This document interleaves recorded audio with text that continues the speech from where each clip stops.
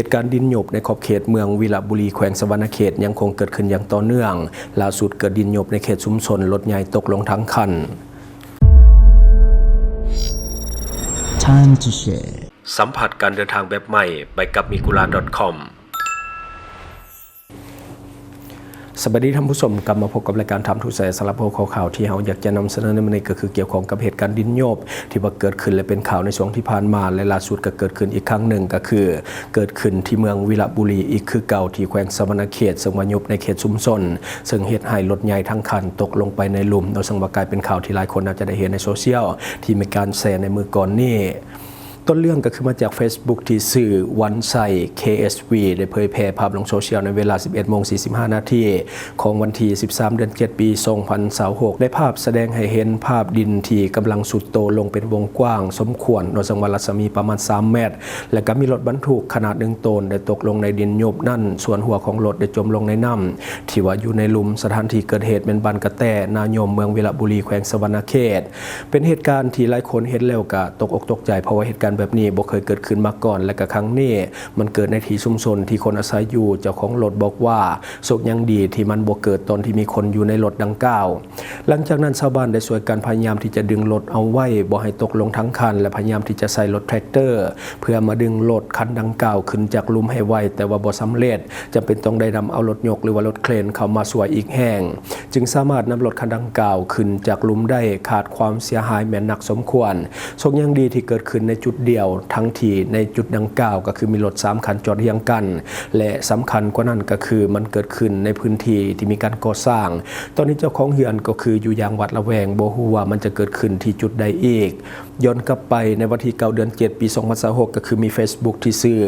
พลอยสวยดาวันได้ออกมาโพสต์เหตุการณ์ดินหยบขนาดใหญ่และก็เกิดขึ้น8 จุดในพื้นที่ที่เป็นชุมชนและกระทงนาเขตบ้านหนองกระแดงเมืองวิระบุรีแขวงสะวรรณเขตเขานั้นได้รับความสนใจจากสังคมเป็นวงกว้างและชาวเน็ตส่วนใหญ่ก็คือโฟกัสสาเหตุที่พายเกิดดินหยบจากการขุดค้นแห่ใต้ดินแต่ว่า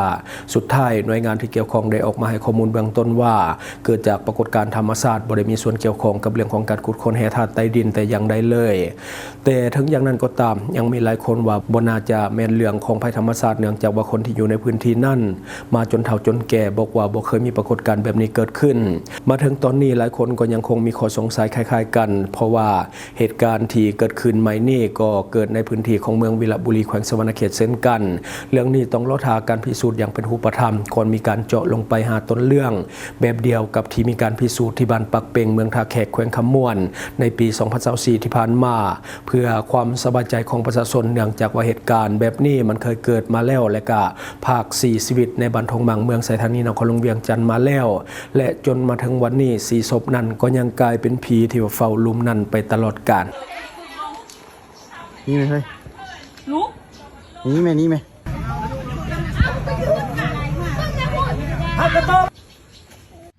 มอง2-3บันกระลุบอยู่บันกระแดงเนาะบันน้องกระแดงนี่แต่ถือขั้นเดียวจอเที่ยงกันอยู่3 คันถ้าสนายแห้งเสียหายนักสมแปลงเนาะตอนนี้กำลังทำการเก็บกู้เนาะเสียหายนักสมแปลงเบิดยังคิดได้นักนะนำคือจะเข่าบนแบบปันนี้กว่าจะเอาขึ้นได้กันรถเข็นกำลังมากำลังหาวิธีจะเอาขึ้น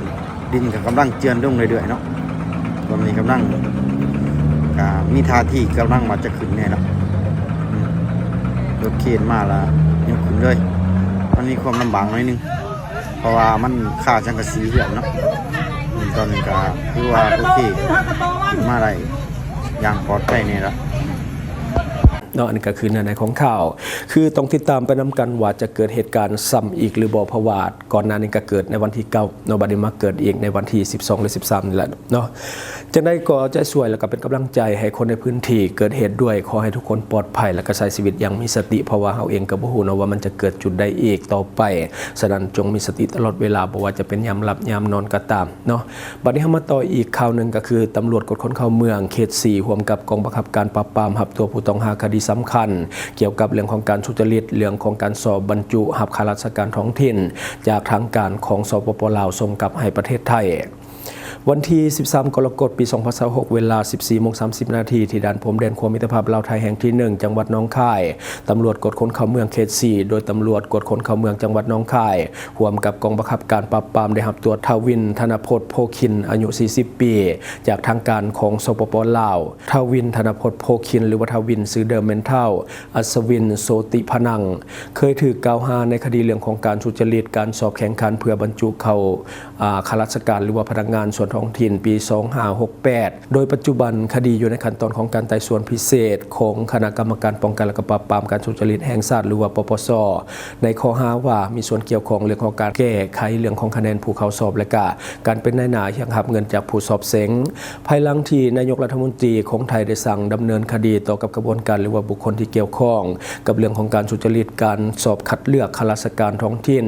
อย่างเด็ดขาดผู้บัญชาการตำรวจแห่งชาติได้สั่งการให้ทุกหน่วยงานสืบสวนสอบสวนอย่างเต็มที่จนสามารถพิสูจน์ความผิดของผู้เกี่ยวและก็เร่งติดตามจับกุมผู้ต้องหาทุกคนจากข้อมูลการสืบสวนของกองบังคับการปราบปรามเสือวาทวินธนพจน์โพคินได้หลบหนีเข้ามายังสปป.ลาวจึงมีการประสานงานอย่างใกล้ชิดระหว่างกองบังคับการปราบปรามกองบัญชาการตำรวจกดคนเข้าเมืองและก็ตำรวจกดคนเข้าเมืองเขต 4พร้อมทางประสานข้อมูลกับเจ้าหน้าที่สปป.ลาวเพื่อติดตามตัวผู้ต้องหาต่อมาทางการของสปป.ลาวแจ้งว่าได้จับกุมชาวไทยผู้หนึ่งที่ว่าลักลอบข้ามแดนผ่านช่องทางธรรมชาติและได้ผลักดันส่งกลับประเทศไทยเมื่อตำรวจกดคนเข้าเมืองจังหวัดหนองคายได้ตรวจสอบแล้วพบว่าบุคคลดังกล่าวก็คือทวินธนพจน์โพคินผู้ต้องหาตามหมายจับและก็ยืนยันว่าเป็นบุคคลเดียวกันกับผู้ต้องหาที่ถึงออกหมายจับโดยศาลอาญาใน3ข้อหาประกอบด้วยร่วมกันเป็นอังยีและซ่องโจรและก็ทำลายปกปิดหรือว่าเหตุให้สูญหายเอกสารของผู้อื่นจนเหตุให้เกิดความเสียหายและก็ความผิดตามกฎหมายว่าโดยคอมพิวเตอร์ในข้อหานำข้อมูลอันเป็นเท็จเข้าสู่ระบบคอมพิวเตอร์หลังจากรับตัวแล้วกองบังคับการปราบปรามร่วมกับตำรวจกดคนเข้าเมืองจังหวัดหนองคายได้นำตัวผู้ต้องหาส่งให้กองกำกับการ2กองบังคับการปราบปรามเพื่อดำเนินคดีตามกฎหมายต่อไป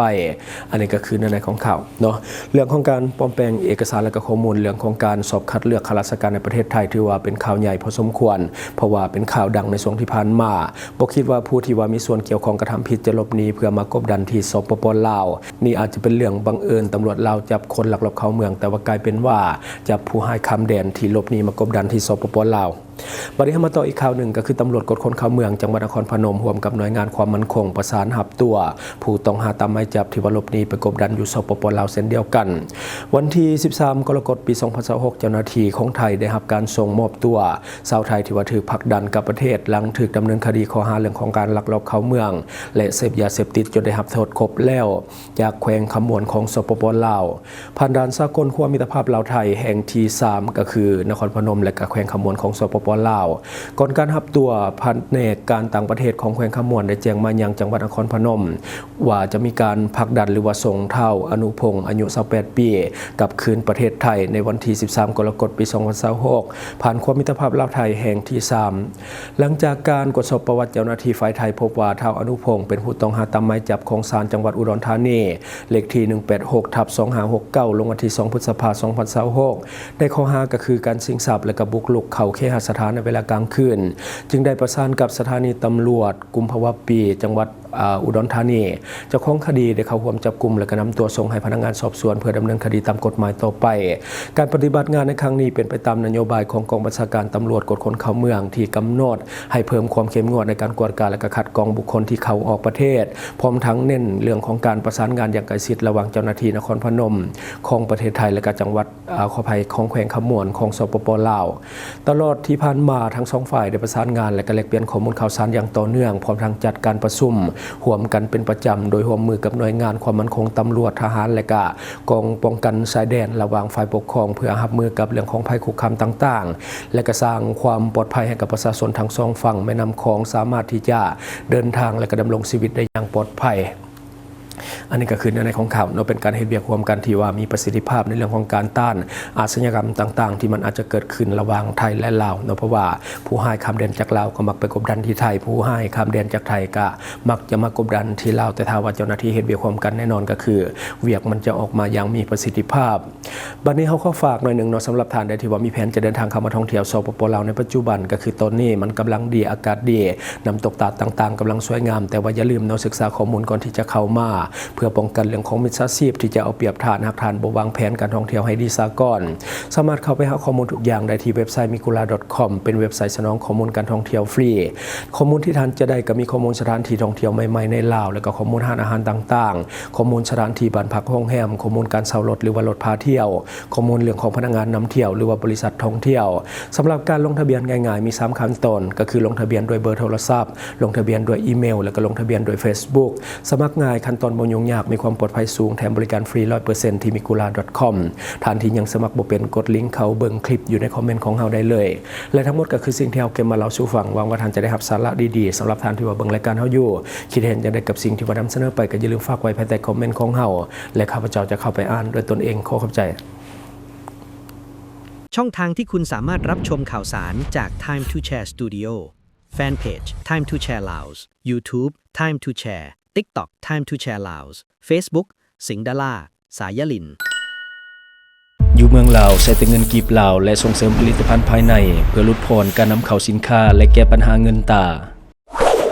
Subscribe for more video.